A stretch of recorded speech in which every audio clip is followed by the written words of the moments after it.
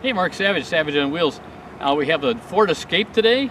This is the plug-in hybrid version. There are two hybrids. One is a regular hybrid that has the regenerative braking. This one, of course, has that and also has the plug-in. The plug-in gives you about 37 miles of charge, although I've noticed every time I drive the thing, about the first mile, it goes down to like 29.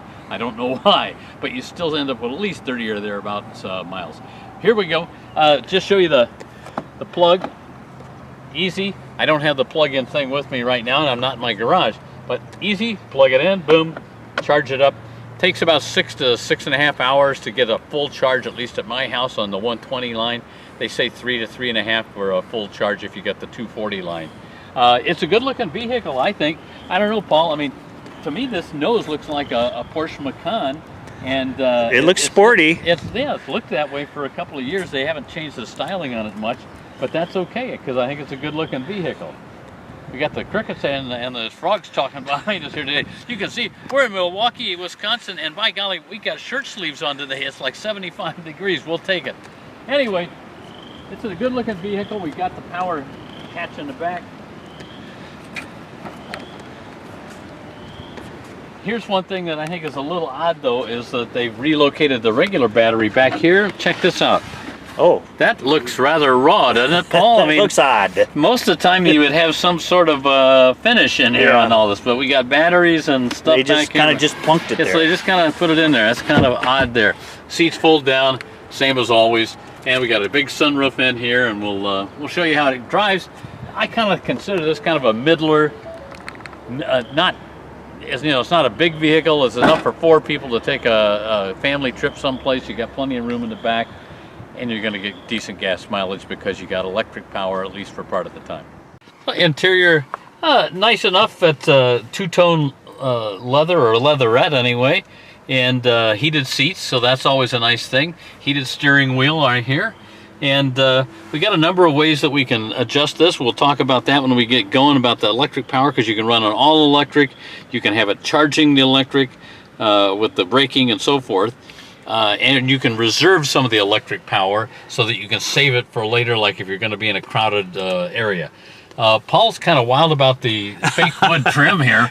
I don't know. It looks kind of cheap and cheesy to me, but I like it. Okay, you like it. That, how many things do you see that I like that aren't on a Jeep? I know it. We don't have a flat bottom wheel, but I would not expect one here. We got all the usual buttons on here. We got a decent sized screen, but not a huge screen. And we do have a wireless charger down here. So all good stuff. And overhead, we got the giant sunroof, which I got to hit the button here to get it to get some power. And it does go all the way back there, so that looks prettle good. Here we go. It'll go a little further. There we go. So we got kind of a twin sunroof. That's nice for the, especially for the winter time when you want to let a little extra light in. So for the plug-in hybrid here, we've got a number of choices. Yeah, we got 4 choices here. When this car starts, it's in automatic mode, so it's going to be either gas or electric, whatever it thinks is most appropriate at the time.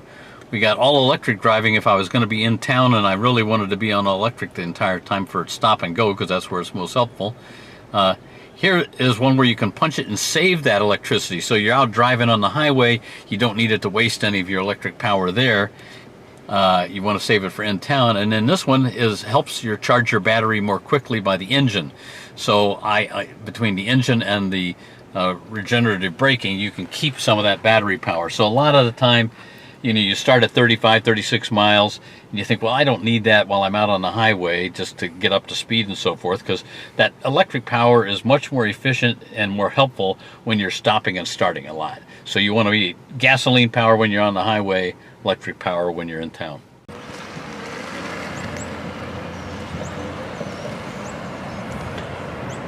All right, we're going to take it for a little drive now. It tells you when it's in electric mode. It runs up, it says electric driving here. It's very quiet, as all electrics are. Very smooth.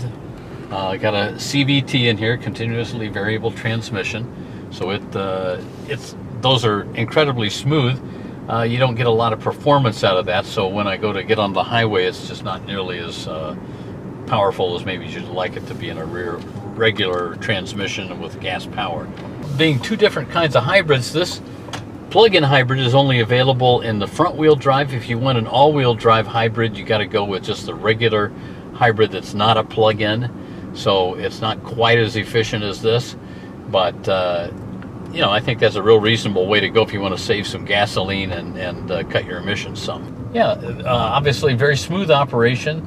It's got a decent ride to this, and of course we're on like super smooth suburban roads right now. But what I like about this is that it does handle pretty well. You know, it's fairly quick steering on it, considering it's a family vehicle. This is not a sport utility. This is a crossover, and you know, it handles nice. It's easy to drive. It's smooth. You got just enough power to make it, you know, get on the highway at a reasonable pace. But ultimately, your main purpose here is to save gases and be as fuel efficient as you can be. So, Escape, if you don't need a hybrid of any sort, you can get it for about $26,000, front-wheel drive, 3-cylinder engine, very economical. You need the hybrid. They got anything from going about 35 up to about 40,000. This one's 43 because it's got a few options on it. 200 horsepower with the combination, 221, I guess, with the full hybrid with the plug-in on it. So, you know, decent power, kind of middle of the road car for a family, and very economical to drive.